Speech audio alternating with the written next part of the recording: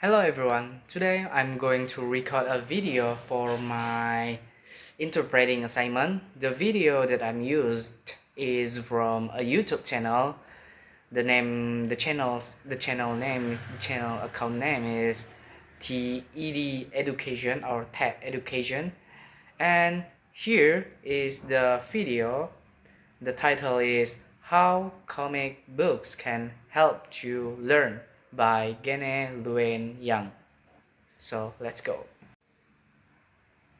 So in this video, I will re-explain in Indonesian language, which is note the important point into the paper, and then I will re-explain using Indonesian language. And of course, in this note, is in very small detail just to remind me what inside the video. So let's go. Jadi pada awalnya Gene Luen yang junior ini pada masa kecilnya saat dia masih kelas 5 SD, ia sangat menyukai komik dan dia sangat jatuh cinta pada DC Comics. Dan kemudian saat Gene mulai menjadi guru dan dia mengajar, dia juga seorang komikus. Namun dia mendapat sebuah pengakuan atau dianggap aneh oleh para murid-muridnya. Gene ini dianggap aneh sama si murid-muridnya ini dengan pertanyaan siapa yang akan menang antara Superman atau Hulk. Jadi video ini bercerita tentang pengalaman seorang mantan guru SMA dan juga sekaligus seorang komikus, yaitu Gene Luen Yang. Dulu dia itu mengira komik itu tidak ada suatu kaitan atau hubungannya dengan bersekolah. Tapi suatu saat ia harus melakukan absensi untuk mengajar kelas aljabar, dia mencoba merekam dirinya mengajar lewat video agar murid-muridnya tetap bisa belajar. Ternyata murid-muridnya menganggap video mengajar itu sangat membosankan. Karena putus asa, akhirnya Gene ini mencoba menggambar materi pelajarannya dalam bentuk komik. Dan di luar dugaan, murid-muridnya sangat menyukai komiknya.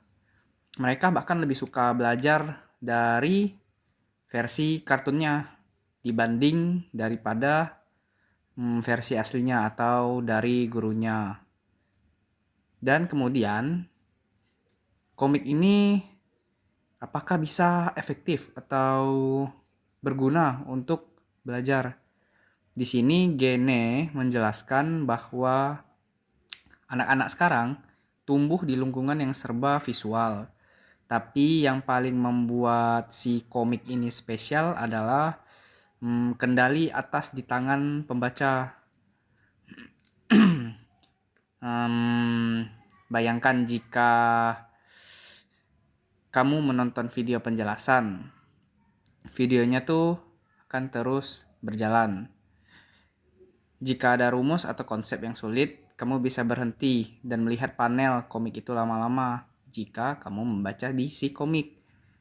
Jika sudah paham, kamu bisa langsung lanjut baca panel berikutnya. Lalu, kenapa pada zaman dahulu komik ini jarang digunakan? Ternyata dalam video tersebut dijelaskan ada sejarah kelamnya. Di tahun 1940-an, komik sempat mulai dicoba sebagai alat ajar. Tapi di tahun 1954, ada psikolog yang bernama Frederick Wetan yang merilis buku berjudul Seduction of the Innocent. Dia menuduh komik ini bikin anak-anak jadi nakal. Gara-gara ini pemerintah dari Amerika sampai turun tangan, dan reputasi komik hancur selama puluhan tahun. Untungnya pandangan tersebut sudah berubah. Di sekolah tempat Gene mengajar dulu, banyak guru yang sukses menggunakan novel grafis atau komik ini sebagai tugas bahasa Inggris. Bahkan penelitian menunjukkan bahwa ketika sebuah perpustakaan menyediakan novel grafis atau komik, kunjungan siswa ke perpustakaan naik drastis hingga 80%. Kesimpulannya, Gene ini percaya bahwa komik itu adalah sebuah alat edukasi yang belum dimanfaatkan oleh orang-orang secara maksimal. Saat ini semakin banyak komik yang dibuat khusus untuk mengajari anak-anak pelajaran sains, teknologi, teknik, dan matematika.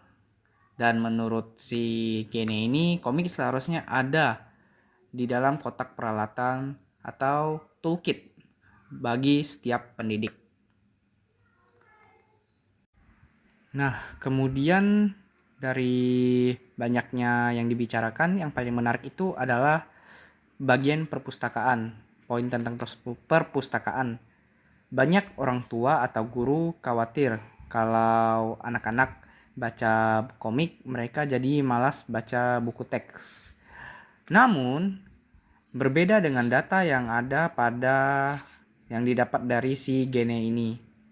Ia justru membuktikan bahwa ketika anak-anak datang ke perpustakaan untuk meminjam buku komik, anak-anak ini biasanya berakhir untuk ikut meminjam buku-buku teks yang lain atau novel yang lain selain daripada meminjam komik. Dan data ini membuktikan naik 30%. Jadi dapat disimpulkan bahwa komik ini justru berfungsi sebagai pintu masuk atau umpan bagi anak-anak untuk menyukai aktivitas membaca. Itu yang didapatkan dari data-data si Gene ini. So, that's all from me for this video. Thank you.